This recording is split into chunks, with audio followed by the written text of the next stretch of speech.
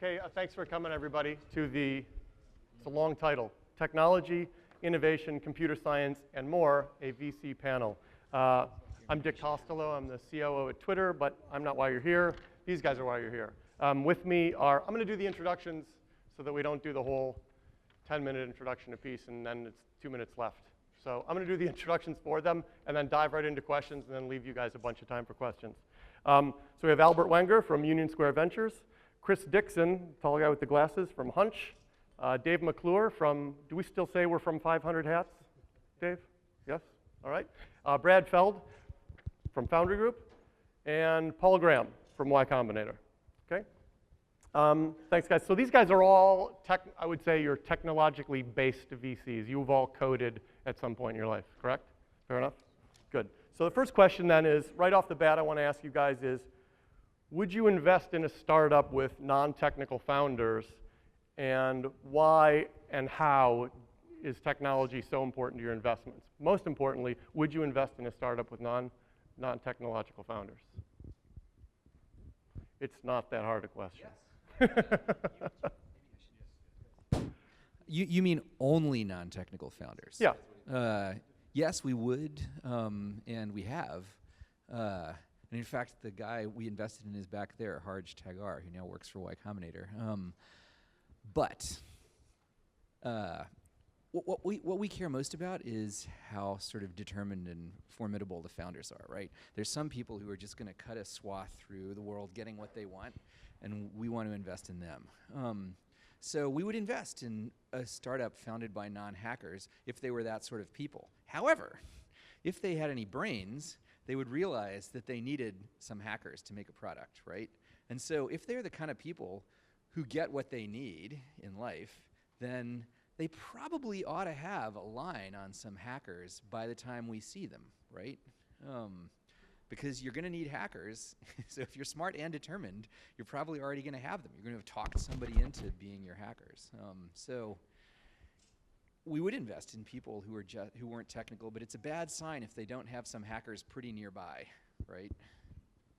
Yeah, I guess I would make the distinction. Like first, there's kind of like truly non-technical people or like non-internet people who are like English majors, and then they worked at like Procter & Gamble in marketing or whatever, and these are people who don't even like, do the internet kind of stuff, and that's like one type of non-technical. Then there are people who I think, kind of are active web users and kind of internet people, and some great user experience people aren't necessarily, sort of hardcore technical people. I would sort of consider those like internet people though, and I think and then I think the third category is kind of, hardcore engineers.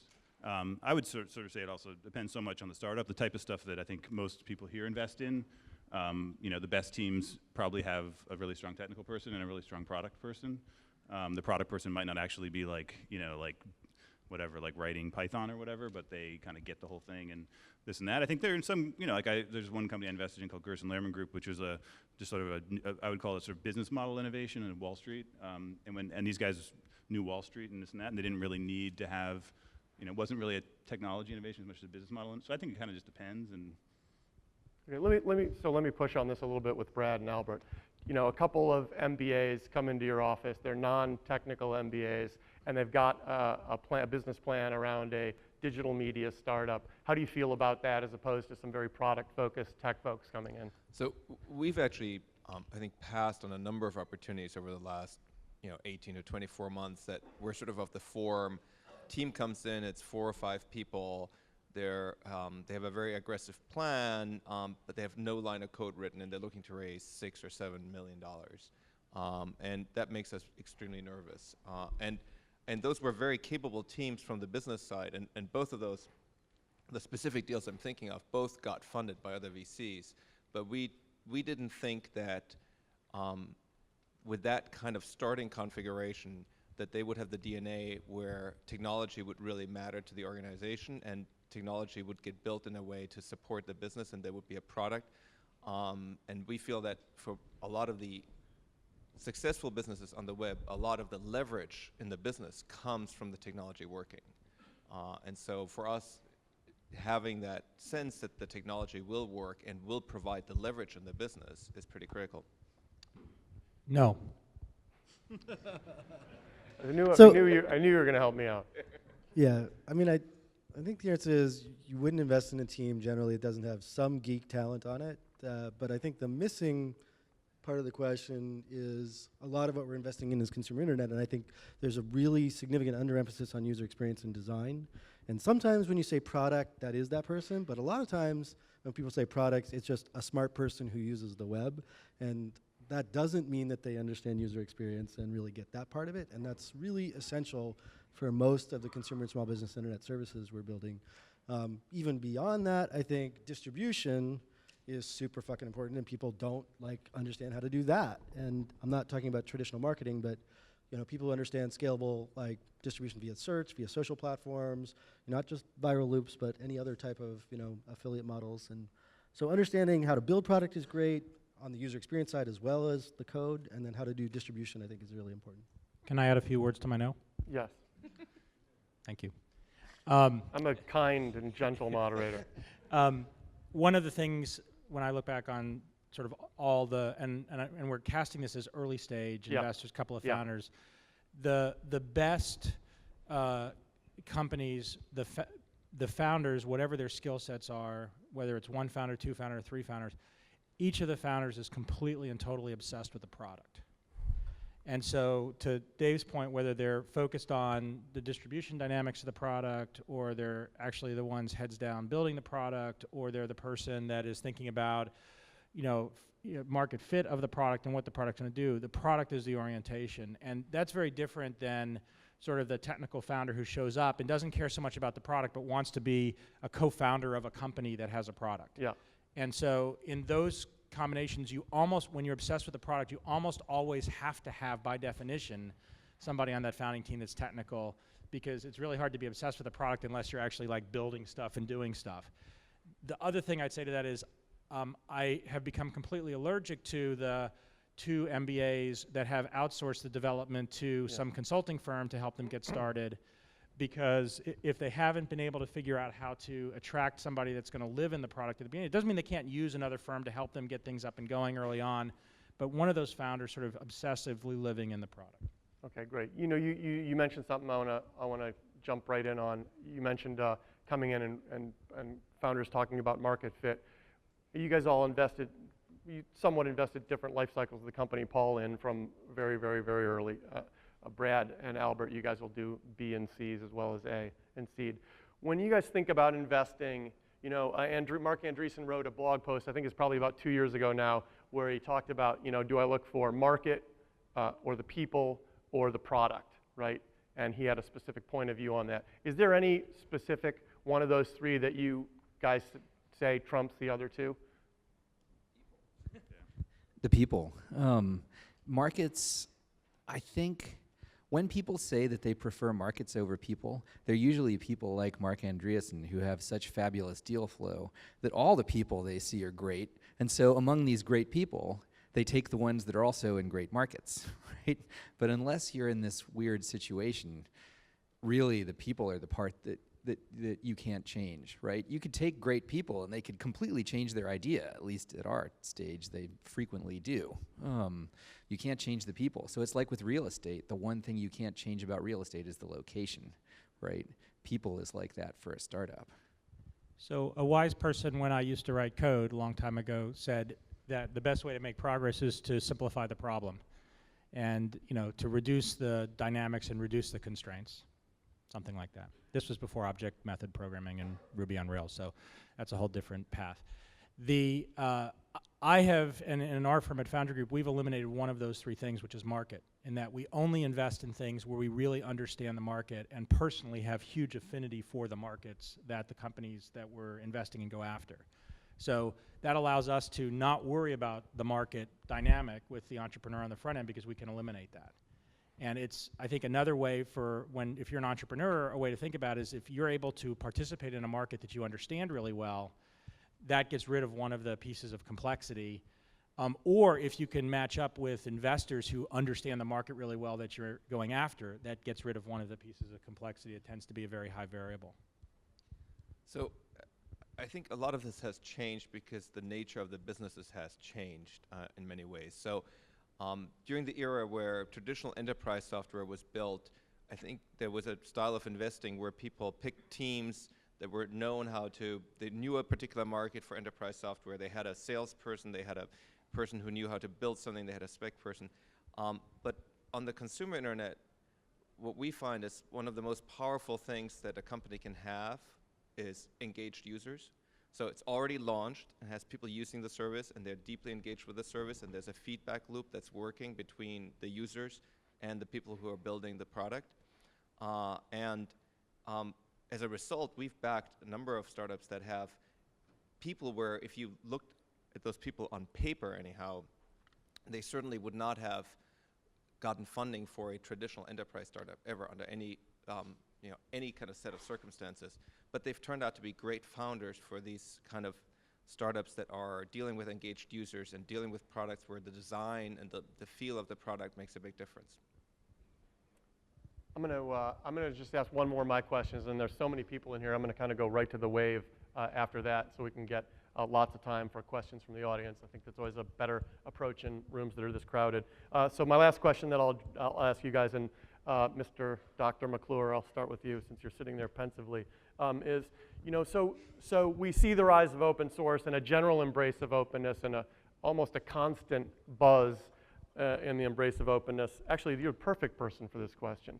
But we also see that closed and proprietary platforms like Apple's perform extremely well.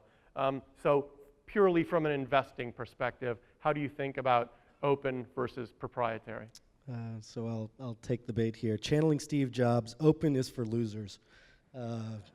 Proprietary standards are what, in general, drive innovation and adoption.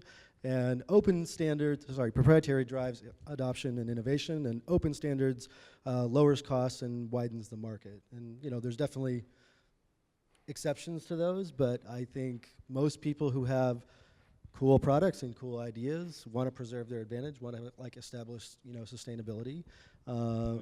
Exception like the internet, for example. Or maybe Google. Google sounds like an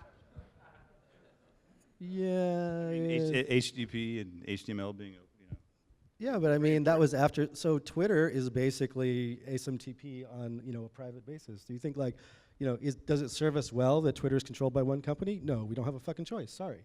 SMTP isn't, and yes, we all get to benefit from that. But Twitter's going to make a lot of money because Twitter is not an open standard. So I think you should. We've having this big Twitter battle on this topic. So open standards definitely provide foundations for other people to do amazing things. I totally agree with that. And every time you advocate openness, first of all, it always devolves into you're a socialist or something. I'm a capitalist who believes that sometimes having certain layers in the stack being open actually increases overall net innovation and net private wealth creation, right? Now, I'm not saying all that, if you're a Twitter shareholder, maybe it's better to have that, all accrued to that single company. I would argue that having a short subscription messaging protocol be open, the dominant one being open like SMTP, would lead to more net private wealth creation. That's a capitalist phrase, not socialist, than having it controlled by a single company. And so I think there should be an economic argument. If you read, there's a lot of interesting economic literature on the topic. I blog about it and I link to it if you ever want, cdixon.org. But it's not a political debate in my mind. It's an economic debate, and I think that, for example, the fact that HTTP and HTML, these things are open, some of the greatest wealth-creating decisions of all time. So I just don't. To me, it's. I think the challenges there are that the benefits of a wide open standard aren't really available to everyone until it's open and adopted as a standard. But just on the way there, it's a lot of work for not a lot of compensation when you're trying to get to that standard. Whereas on a proprietary basis, you can immediately start extracting value from the things that you're doing on a proprietary basis. The neat thing Brad, about this is just about from an investing perspective. Yeah, it's from an investing perspective. The neat thing is we're 5 minutes into the debate and we're not answering the question. So from an investing perspective, it doesn't fucking matter. Really, really, really simple. Massive companies have been built on proprietary. Massive companies have been built on open. It's incredibly chaotic and dynamic. And that might be my wife. Hang on. Oh, it's my aunt. That's my aunt. I don't have to answer that. The thing that's so fascinating about the open versus proprietary dynamic is the business we're in is now so big and so chaotic and changes so continually that the opportunity to disrupt different segments exists. If you asked IBM in the mid-50s whether open versus closed was a better strategy, and then you asked the government in 1960 whatever, I mean, all of these things moved very slowly and ponderously because they were driven by one or two very large companies. Today, the disruption happens very widely, and I think that's a source of innovation. From an investor perspective, there's tons of opportunities in either place. For startups, I mean, there's various senses of open, right? There's like software can be open source, or protocols can be sort of public standards decided by some slow-moving committee. That part doesn't sound so exciting for a startup. But the part that does sound exciting for a startup is that there is just an enormous number of programmers, and you guys in the audience, probably a lot of you are in this group of people. Programmers want to write code. There's this hugely powerful force of people who want to create things, and if you have a startup where part of your software can be created by the world at large, right, then you can harness this enormous force of all these people who don't work for your company but want to write code and be well known or just produce something beautiful, you know? So to that extent, that's exciting. If people seem like they've got a startup that somehow is going to get code that's very valuable to their company written by this massive, recently unleashed force, that's good. Albert, you have anything you want to add? Yeah, I do think there's one level of openness that does matter from an investing perspective, and that is sort of the level of openness at the internet level. So I think we are not particularly concerned that some people are trying to create within the internet certain areas that they're trying to control. We're not concerned about Twitter trying to do that, Facebook trying to do that, Apple trying to do that within their realms, because there's still the internet at large. So the only thing that we worry about from an investment perspective is anything that would kind of cut across the layers of the internet. So things like deep packet inspection and traffic shaping at the access layer are things that are of concern, because they are things that unlevel the playing field and make it hard potentially for you guys to start the next Google, and that is something that we do worry about. Great. I'm going to go already to the wave with the first question here. Do you feel that web apps will replace the need for native apps? If so, why? And I guess I would then tack on to that. When you guys are evaluating questions like this one specifically right here, how do you think about, what do you look for when you think about competitive advantage and how this is going to help or hurt? Go ahead, Paul. Are the questions ranked? Because that's such a great question. Did that get voted up, or did it just accidentally happen to be the first? It's got a little bit of voting up. There's been some voting up, although it's not that totally is such a great question. Doried. To use the Google My term. answer is I hope so, because I'm very afraid of a world in which we are all Steve Jobs' slaves, and I feel like. I mean, as long as we're getting paid 70 cents on the dollar, it's a pretty good slavery, though. We're not even fully his slaves yet, and he has already banned us from using compilers, right? 3.3.1. I feel like if anything can save us, it might be Chrome, actually, not Android. Pandering, -1 point for pandering to the No. I just dissed Android in the second half of the sentence. Right? I meant Chrome rather than Android, because if you had two startups come to you, equal talent, one developing for Android, one developing for Apple, which one are you going to bet? Oh God, are you kidding? Of course, the iPhone. I'm talking about like what I hope will make us free, not what I hope will generate a lot of returns. Anyway, it's not the startups that are going to do this. It's the guys working on Chrome. What the guys working on Chrome ought to do is just say, screw standards, and we're just going to like introduce all kinds of features to Chrome that will make web apps be as powerful as native iPhone apps, iPad apps, whatever. So everybody can just write web apps, and they don't have to be in the App Store anymore. Is that what Joe Hewitt says? Well, a smart guy. So Brad, how do you feel about that question? I was thinking about the question a different way, which is it feels too narrow of a question because it's just focused on user-facing apps. I mean, we have a lot of investments that they're not a web app possible. Yeah. We're an investor in a company called Oblong, which was founded by the guy who created the idea and the user interface paradigm behind Minority Report, worked for Spielberg and this is a company that's growing like crazy. Their thing is not a web app. It's a totally different thing. And they're some of the best developers and coders I've ever worked with. So I think this is a narrow question in the context, in a moment in time, where we're now dealing with HTML5 versus Flash versus a couple of other things, and we're going from a place where the browser as a ubiquitous access point online still isn't a real thing, but the browser with a cache that's active, that actually is intelligent and can be used offline without a whole bunch of histronics is a relevant way to actually think about a programming paradigm. So I think 5 years from now, this question wouldn't be a relevant question because it's going to shift again. And it's going to shift again about what's being built on top of what we're dealing with today. And I think that's the most important point from an investment perspective. I think we would not look at something where we would feel that the decisive factor in the success or lack of that company was whether or not web apps were going to dominate or app apps.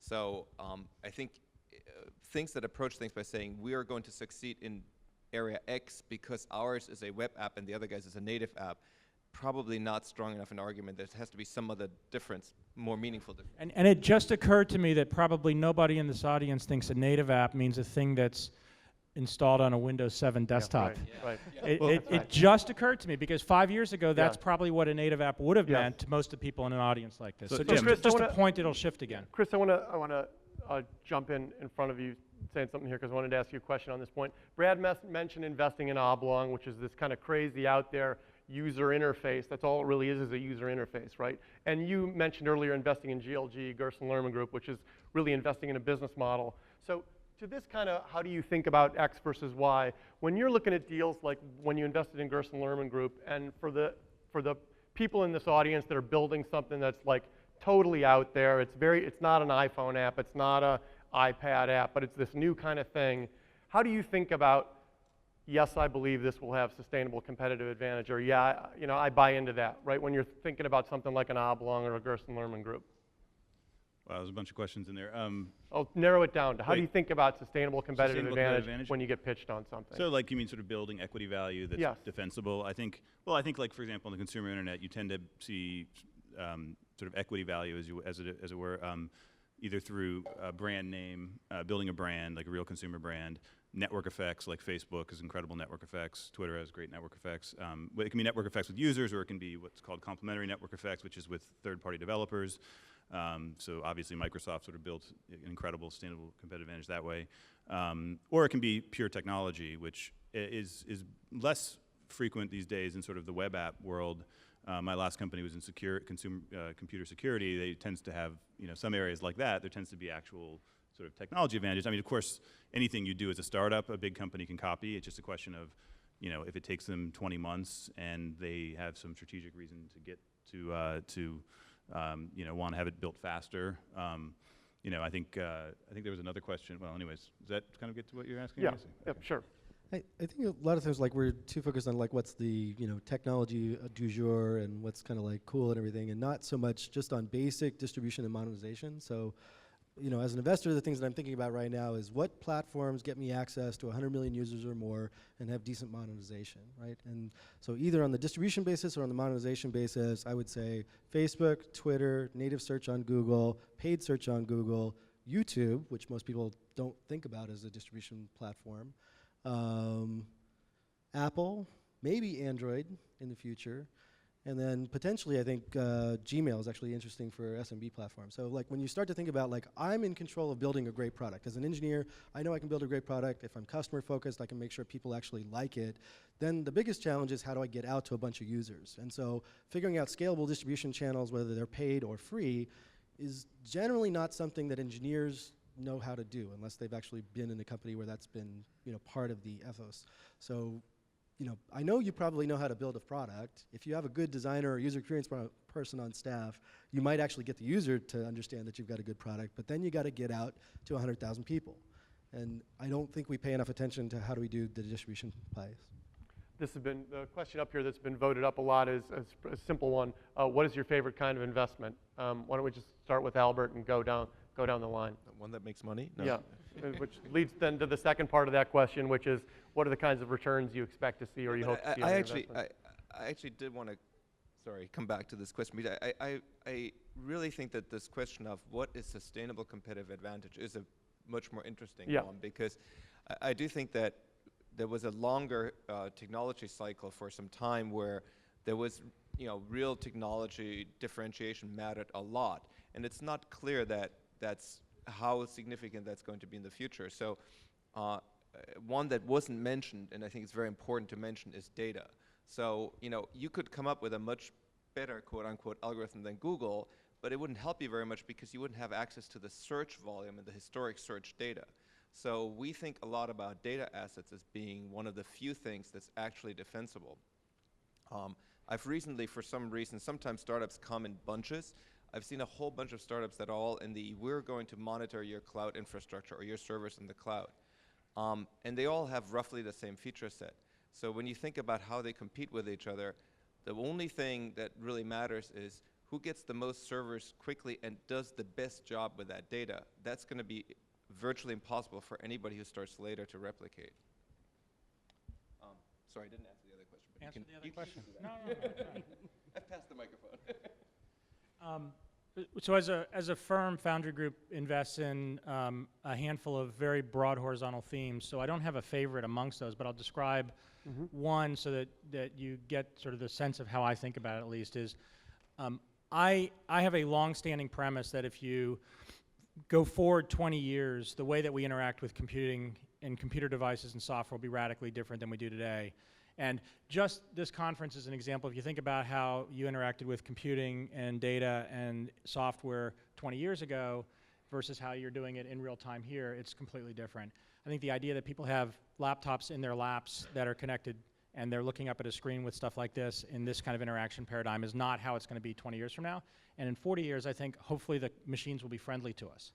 And so that's a deeply held belief. And so I'm completely focused from an investment perspective in things that are addressing that with that kind of an arc. I want to be an investor in companies that are radically changing the way that we interact with mice, keyboards, data, interface, et cetera. And that's a theme of ours we call human-computer interaction. It covers a lot of different places, and there's an awful lot of stuff in that zone that we wouldn't invest in. But it's interesting when you land on something as an investor where and obviously you have to have deep technical roots to be able to do some of this stuff because they're hard things. But you also have to have a level of creativity where you can look forward in terms of how we're going to interact and how we're going to think about that interaction. So, I mean, I could drill through the other themes that we have, but that's an example, one of the things that gets me excited.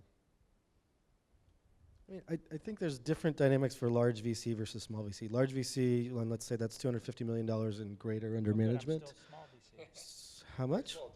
Yeah, okay. I mean, I think you have to create new ecosystems and platforms, right? So you have to envision the new Facebook, the new Google, the new whatever, whereas smaller investors can probably play into existing ecosystems and create businesses that are like riding on top of this. So I think, I like businesses where I understand what problem's being solved. Like, I don't necessarily need you to create the next greatest browser, phone, device, whatever. I want you to figure out how to teach my kids to read Spanish. And that's not necessarily a sexy problem, but I tell you, if you figured out like an online education product for kids to learn Spanish in the US between the ages of 0 and 7, I'm fucking interested. That's a big market. Like, people are gonna pay for that. Probably Mandarin too, at least in another 5 years. So I don't think most people do that. I think there's a lot of entrepreneurs that are, for lack of any better description, are young male, white, under 25 with glasses who are left-handed, and they're building games and entertainment and music things that they like to use. And I don't think there's enough people in the 30 to 50 demographic with kids that are building stuff, and that audience is very much online these days. That's very monetizable, and I would encourage the entrepreneurs in the audience to talk to your moms and talk to your uncles and aunts and parents and figure out what kind of problems they have and solve some of those, because there's a lot easier to monetize than the next damn newsreader or music service. Let me challenge one thing that you said, which is I think I'd argue a dichotomy between sort of large fund versus small fund dynamic. I think it's horizontal thinker versus vertical thinker. And I think you find them all over the place. You find them in different places. So what Dave just described was a very vertical market segmentation type of application, which I think that there is a lot of places where there's opportunity there where there aren't that many people chasing after it. Then I think there's horizontal opportunities, which could be a new platform, but they could also be something that touches lots of different types of customers, much more generalizable. And I actually think that independent of fund size, big or small, you can be a successful investor in either place, but I think it's very hard to be a successful investor in both types. So when I've experienced other VCs that have tried to invest in vertical things and horizontal things, they tend to get tangled up in it. You have to have a framework for how to think about it. And I think as entrepreneurs, a lot of entrepreneurs get whiplash from VCs who say, well, go after your first vertical market, you have to go find some customers, da-da-da-da-da, and that's going to evolve into a horizontal thing, when in fact the right approach to it is define the horizontal thing, build the infrastructure a la Twitter, and then worry about the vertical segmentation of it down the road. I'm not making an opinion about one being better than the other. I think they're just very hard to mix together in the same person's brain. Breadth first or depth first for the programmer.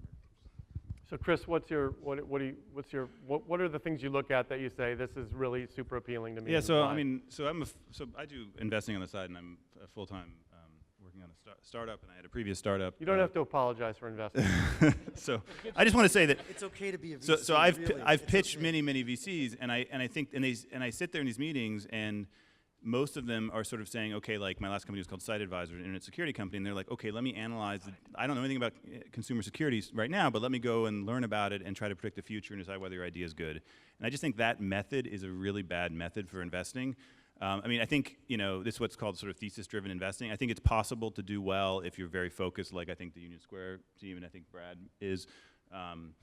I just sort of think it's like a form of almost intellectual modesty to say I can't predict the future. So for example, and I sort of just become like gone from thinking like it's 80% about people to it's 99.9% about people. So I just invested in, Moot's new thing is a 4chan guy. He's like this 21-year-old, and he created this thing that's got 10 million kids using it. And, I mean, the idea that I'm going to go in and like, analyze what the 21-year-olds are going to do tomorrow, I mean, I just think it's preposterous. All I know is this guy's like done a lot of really cool stuff, and I like to back people like that, and that's and I'm not going to try and predict the future, I guess. And I guess I'm sort of copying here off Paul's methods. But.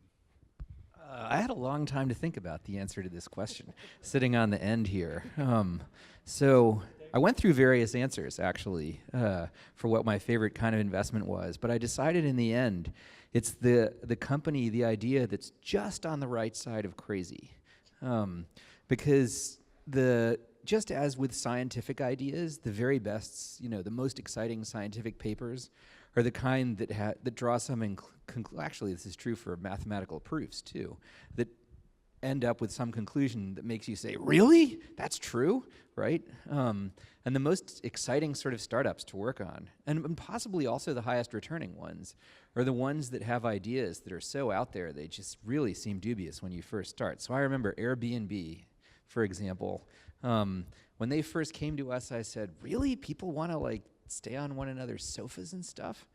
And they said, yeah, it's true. We're surprised too, but they do, right? And like, those guys are, I mean, I'm not even supposed to tell you how well those guys are doing, actually. They're doing really well.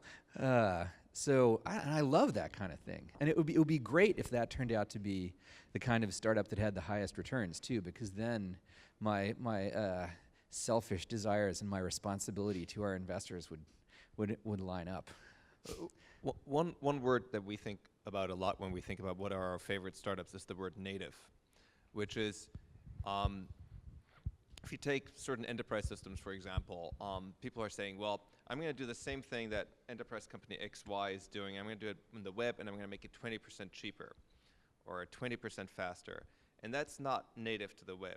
So native to the web is try to figure out, what could I do on the web that the enterprise company could have never done and will never be able to do? What can I do on a mobile phone that can't be done on a browser that sits on somebody's laptop? How do I make use of something that's completely native to that experience? And so we think the most interesting startups are the ones that figure out what the native model is that's now enabled that didn't exist previously. And often those native models tend to sound crazy at first, like, we're going to give the software away. It's going to be completely free. And the first version is derided as a toy. Yes. Right? Yeah. That's very important. We look for that, actually. When people build something, they say, oh, it works, but this is a toy. This isn't serious. Not yet. It's like microcomputers, right? Toy computers. Albert, you're now in charge of managing the wave, so you have to refresh it once in a while. I'm delegating while I ask the next question, which is, so again, I'm trying to think of the questions here from the perspective of entrepreneurs in the audience. One of the things that frustrated a lot of entrepreneurs that I know would be they'd go into investors and pitch them, and the investors would say, look, I like the product, I like the technical founders, but I don't think you guys are should be the managers of the company, right? When is it okay for the founders, the tech founders, to be the managers of the company? When is it not? And do you really know at the beginning, or do you have to give them a chance to try to manage it themselves? If they want to. If they want to be the managers, they should be the managers. And if they don't, they shouldn't. I mean, maybe if we were later stage and we had to deal with, disasters caused by hackers who weren't suitable to manage corporations, maybe we would think differently. But in our world, at least, if the founders want to be in charge, they can be in charge. If they want to get somebody else to be in charge, they can, whatever they want. Sure, but so let me just push back on that a little bit. We've all heard of at least I've heard of the situation where entrepreneurs go in and pitch a seed round or an A round, and they get back, you guys are great, you're passionate. I don't really think you guys are the guys to run this company. What's happening there? What are the dynamics there, and what should the people in the audience be aware of? You get that less and less, actually. VCs, even VCs that are notorious for firing founders, seem to be coming around to doing it less. They've learned that, you fire the founders, the company sucks anyway, and all you get is a bunch of bad PR, and it doesn't really improve your returns. You're going to make the big money from Google, not from some... I think you deal with the good VCs, because there's still plenty of VCs who I see who play these games. I saw something recently where a guy had joined up with an MIT scientist, and then the VCs tried to cut and go directly to the scientist and cut. I mean, this is just still happening. It's just ridiculous. It's I think you look at the good VCs, they find great teams, or what you guys do, and they bet on them, and maybe 3 years down the road, when you're growing really big, you bring in, with the consent of the founders, professional management. But the idea of switching out early is just, I think, disastrous and unethical in many cases. So I think there is a nuance. That's the difference between switching out early, the VC not being able to just say, I'm not interested, which is sometimes what you're getting as code for I'm not interested, and a situation where you're raising, an early stage round and you're going after something that is very big and you acknowledge that it's very big, and whether it's, in Paul's language, you don't want to be the person running it, or you really need a partner for some reason. The bad behavior is to simply tell you you're not the right person. The good behavior is to say, at least from my perspective, is to say, we really like what you're doing, we're really interested in working with you, you need another person on the team that looks like this, and that person might be CEO, it might be a COO, it might be a technical co-founder, but you need another person in the box.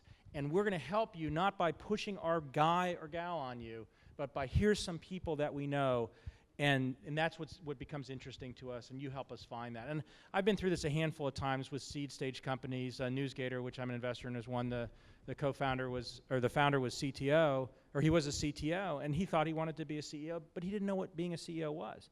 And he actually didn't want to be the CEO. He wanted to be the CTO, but he just didn't know what that meant.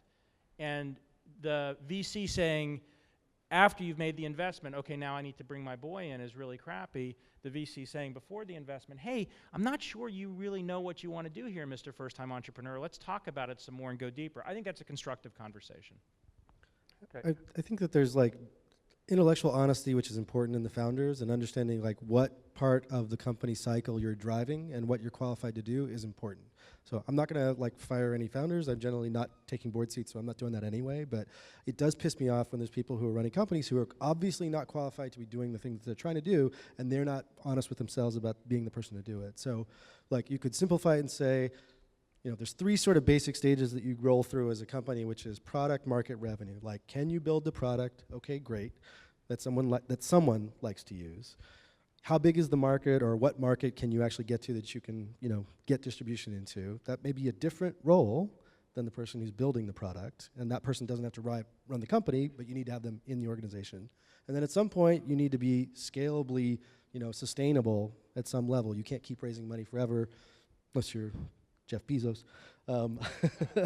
And I think having a time frame under which you reach some level of sustainable revenue is important. So those three things are very different roles. There's very few people who, as CEOs, can manage the transition from each of those things. Can you build the product? Can you scale the product to a large audience? And can you manage a large organization sustainably and financially? I would add one more thing to that, which is if I look backwards on the portfolio that we built in the last three or 4 years, 20-something companies, in almost every case, the founding team is the team that's running the business. So coming back to the people thing, I think we're really focused on that founding team at the beginning, which might incorporate a new person who's not there in that first meeting, but that's the team that becomes the team that builds the business. And augmenting that founding team with the right people is much more important than firing somebody and bringing in a new person, because then I totally agree with Paul, having been through this historically a lot, the company's fucked and you may as well move on. And there are very few cases where you get recovery from that. And the one exception is when you get to this sort of product step function, you're at 20, 30 million bucks, and you've now transitioned from this hyper-growth business to one that's profitable, and the original CEO entrepreneur runs out of gas because of their own experience. And that does happen sometimes, and that's, I think, where the intellectual honesty comes in. Can we get a microphone going around in the room? I think there's some in the back. Yeah, I also want to get a microphone going around just so people can ask questions in the audience. But 3-second gut check, let's do this one. 3-second gut check, would you invest in diaspora, however you pronounce that word? You know what I mean? I haven't met the team. I'd want to meet them open first, but Facebook I think investing in a direct competitor to Facebook is probably not a value-creating activity. All right. Okay, perfect. This is great. All right. What are some of the perfect? Now they're rated. What are some of the big no-nos for startups? Let's go, Paul. Start with you this time. Give me that. The biggest, some big no-nos. Boy, there's so many no-nos. It's a world of no-nos. Let's go with your big, for each of you, what's the biggest, oh my God. Taking too long to launch and building something for some theoretical user that you believe exists somewhere but is not you or anybody you actually know. I think you had a great post, didn't you, recently, 22 no-nos or something, 18 no-nos, which I probably agree with all of those. I think, picking it's all about at the beginning the team, finding the right people. It's like a marriage, and that's it. Dave's looking at Paul's post to pull one out. I was going to retweet the post. Just fucking launch. I mean, that's... actually, the other thing is gathering a whole bunch of analytics that you don't do anything with. So, it's great that you have some big-ass Google Analytics report with all sorts of graphs and charts. But if you don't, make a decision about your product or your market based on the analytics, they're fucking worthless, and it's a waste of time. So I'll do one very general, one very specific. You two are, enabling each other to swear more, I'm noticing. Brad and... I didn't swear. That wasn't... I was going to swear, but I hadn't. I'm going to let it go for now. What's wrong with that? So the general one that's a no-no in my mind is fear. So every single person in this room is going to die. That is a fact. And no, you will die. You will die. There may be some changes that prevent you from dying, but based on current reality, you will die. And that's true. So, I believe that in the context of being a startup entrepreneur, fear is not useful. Where fear is a construct that is fear of uncontrollable and unknowable things, which is linked directly to just launch, right? Again, I said it was be abstract. The entrepreneurs who are tentative, hesitant, uncomfortable, afraid, hold back, that's a warning sign. The ones that are willing to make mistakes, screw up, throw it away, try again, keep going, and just drive forward, those are the ones that I want to work with. And is that a corollary to the old, I think it's a Winston Churchill quote, which is something like, I'd rather make 100 decisions, 51 of which were right, rather than, you know, as opposed to two great decisions. But is it more about, being just absolutely. decisive? You need to make the two great decisions in the context of a startup, or you won't be successful. And Winston Churchill made a couple of great decisions along with the ones that he made wrong. But he was willing to make a lot of decisions versus hang around and optimize for those exact one or two. Two big no-nos, I would say: doing too many things, not being focused, and confusing venture capital as a goal as opposed to a means. Is proof of concept always needed to get capital? Or what stage does a company need to be at when they, well, so Paul, If they really mean VC, usually, yes. Maybe if you were some super famous person, you know, like Moot or something like that. Or MC Hammer. Yeah. You wouldn't need to, but for ordinary people, if the VCs don't already know your name, then you got to have some kind of proof. I mean, I'm assuming that this means literally VC, like Series A rounds. I mean, it's not needed for us, you know. But you know, I would say, like, in defense of Moot, the important thing with Moot was not that he was a celebrity. The important thing was he built interesting stuff, right? Like, I think like that to me is like, so I think it's more like you've built something. Whether the thing you built is the thing you're pitching is separate. But I'm much more impressed by somebody who can come in and say, I built this open source project, or I did something, whatever, built something. Than I am, you know, whatever, resume or mock-ups or whatever. Yeah, and just on that previous thing, we were talking about product market team before. Like, product is the mirror for team. Like, you can tell me you got a great team, but if your product blows and you've been at it for a while, like, sorry, you don't have a great team. So, like, as much as team matters, product is the evidence of their efforts, and the product should be awesome.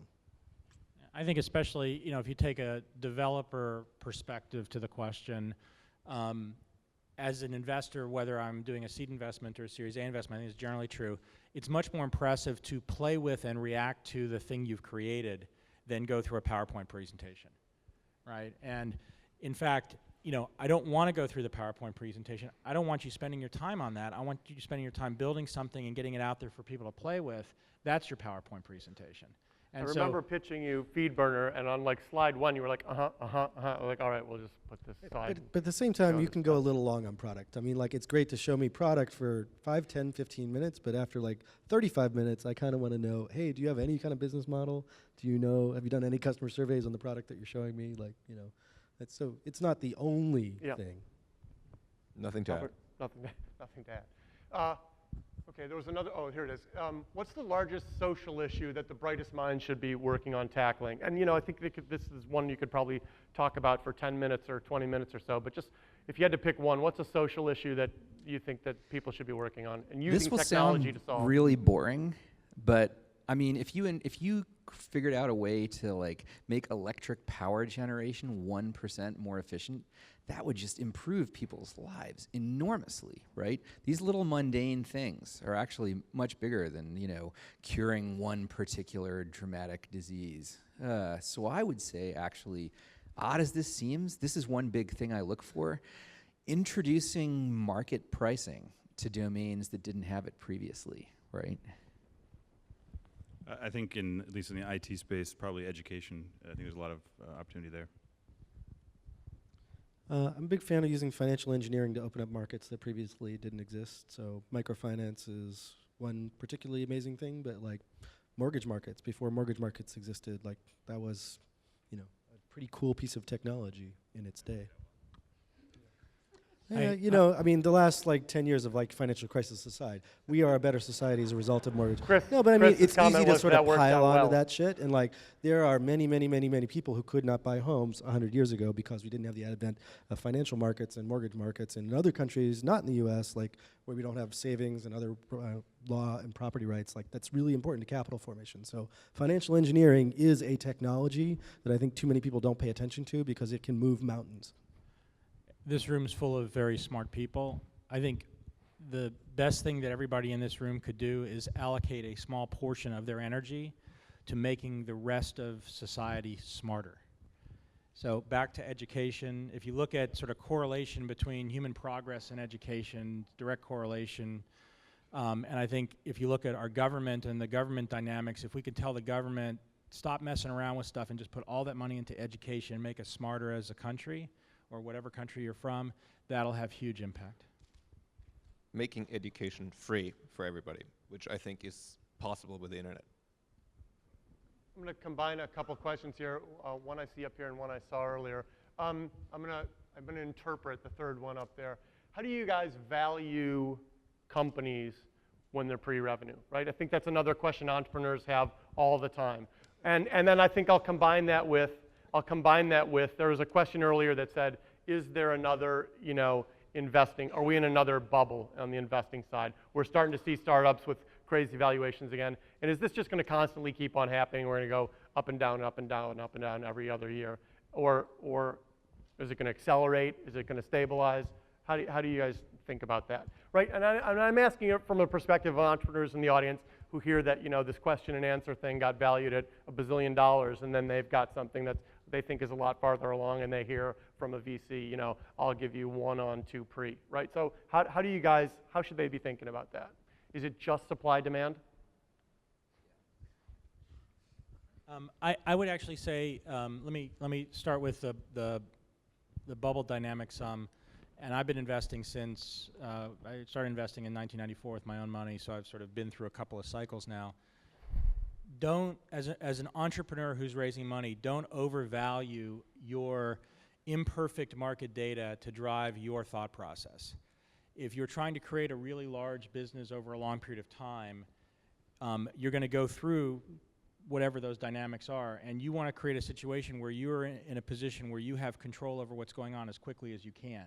That's going to drive the largest ownership of the business. If you try to optimize at every valuation point, you'll get confused based on what the market dynamic is. So personally, I actually don't pay that much attention to the broad market dynamic because I figure it's going to go up and it's going to go down, it's going to move around. I focus as an investor much more on, do I want to be a partner with the people in this company trying to build something really significant? And then I go back to, I think, there's a bunch of VCs who are very mathematically oriented. I need to have a certain percentage of the company. I have to get this much money to work, blah, blah, blah, blah, blah. It's total bullshit. I mean, the great people want to be invested with great entrepreneurs and things that can be enormous. And that's what you should be looking for in an investor. And as an entrepreneur, you should be trying to create something that has that kind of potential. And that'll drive it more than the macro stuff. Albert, you have anything? Okay, I'm gonna hop to one more question that I go ahead. Albert looks like a really great answer, a really crappy answer. One of the two. I thought So Chris no wanted to add product, something. 0 to 1 million. Product, no customer, 1 to 2 million. Product and customer not profitable, 2 to 3 million. Product, customer profitable, 3 to 5 million pre. 5 million final offer. No, Done? I do think that there are these waves, but I think there's also something else going on, which is in some of these areas, there's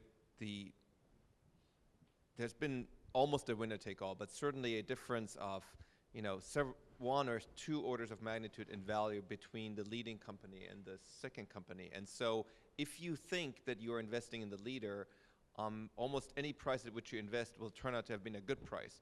I remember when somebody was investing in Facebook at $1 billion and people were like, oh, that's crazy. Well, that turns out, at least as of right now, to seem to have been a pretty good investment. So I think that when you have dynamics in areas where you have dynamics where there could be winner-take-all effects, the distortions in the valuations could be very, very substantial that result from that. I think just 2 real quick things. One is you can't make a great company through financing, but you can kill it through bad financing. And so I see in New York you have this epidemic of like hedge fund people investing at way too high valuations, and they come back and they can't raise money, and no one wants to do a down round, and it kind of kills the company. I think that I think that's an important thing to kind of stress and maybe explain to people what you're talking about there, because I think that's a mistake that entrepreneurs make a lot. Like they optimize for valuation early on, as opposed to other aspects of the deal. I mean, obviously and it they get sounds themselves self-serving for any of us to say this, Sure. but I think it's true. I think you should think about net dilution over time, and I think if you took 1 pre from Albert, if you took $1 million on a $2 million valuation, or let's say just throwing out some number versus $8 million at an $8 million valuation from some third-tier VC, I bet you that you'll have, by the end of the company, you'll have a more successful company and you'll own more of it going with the good guys. And so, I think one of the things actually, I think like Y Combinator has been phenomenal at, I think the kids today are just vastly more intelligent than like I was, in that they think a lot about sort of net dilution over time, and they think about raising just enough money to kind of hit and to create a milestone. And then, and then as you go on, you can go get the dumber money or whatever. And then when you sell it, who gives it? Just do it for price, But like, but at the early stage, it's you're partnering, So. Do you have anything else you wanted to add, Albert?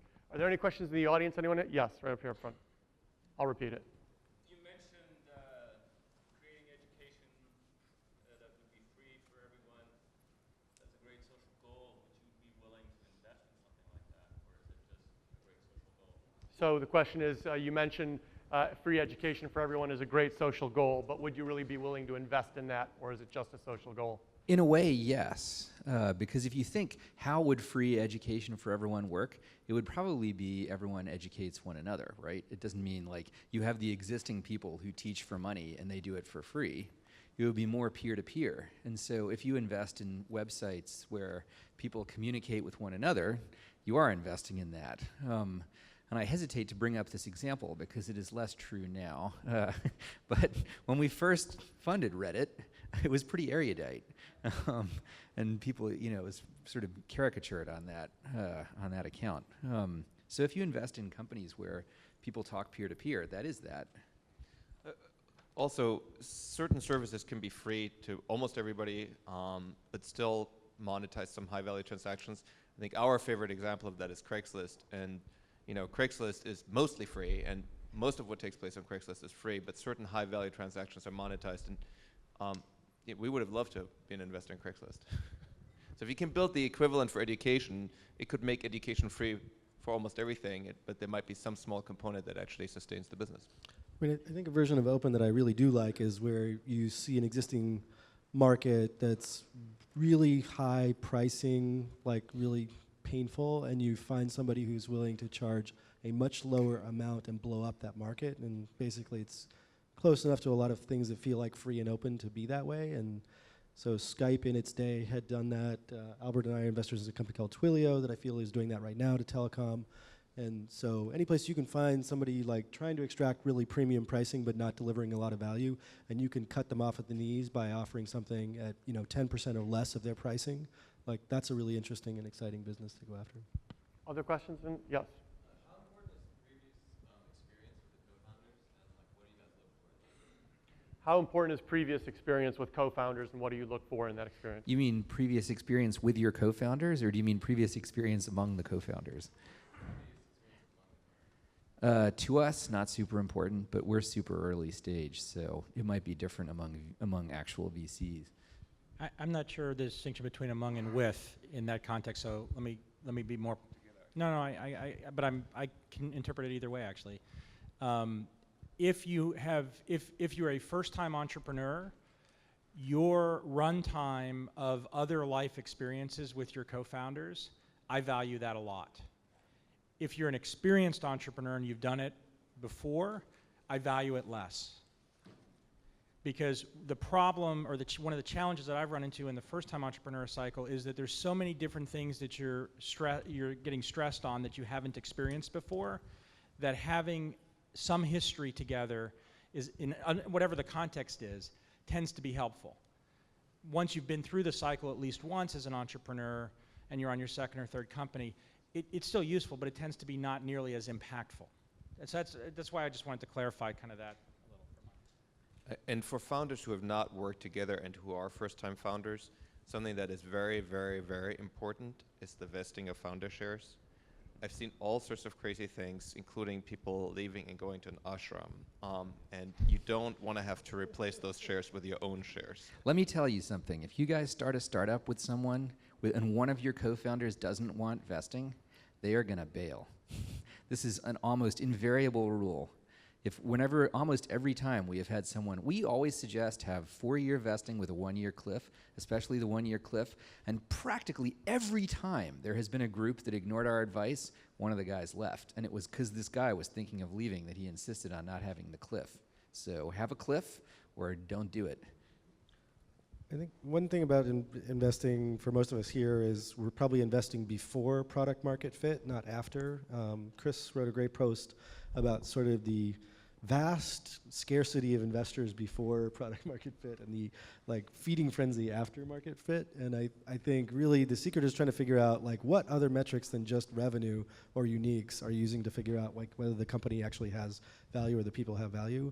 And you know, I think our version of diligence is a quick first check and a thoughtful second check, which is, you know, we need to make a quick assessment of whether you have some ability to build shit and get it out the door, and write you a small first check and not think about that too much. And then 6 months later, have you actually got something of value? Great. Then we're going to think about whether we're going to do, you know, for those of us who are follow-on investors, whether we're going to do a larger second check into the company. I think that's all we have time for. It's 4 o'clock. So thanks everyone for coming and being patient here till the end. Thank you. Thanks very much.